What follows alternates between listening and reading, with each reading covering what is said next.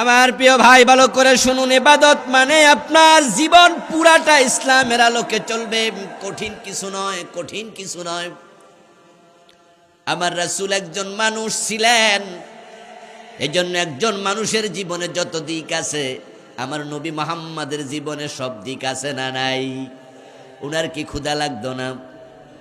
মারলে ব্যথা পাইতো না? ক্লান্ত হইলে ঘুম আসতো না?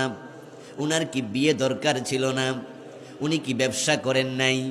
উনি কি বাবা হইয়া পরিবার চালান নাই?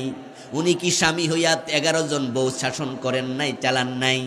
উনি কি রাষ্ট্রপতি হইয়া, প্রধান বিচারপতি হইয়া দেশ চালান নাই? উনি কি সেনাবাহিনী প্রধান হইয়া আবার সেনাবাহিনীর প্রধান সেনাপতি হইয়া 27টা যুদ্ধে সে নেতৃত্ব দেন নাই? কি করে নাই উনি? আপনি যা করেন উনিও তা করেছে। এখন ইবাদত মানে হলো আপনি যা করবেন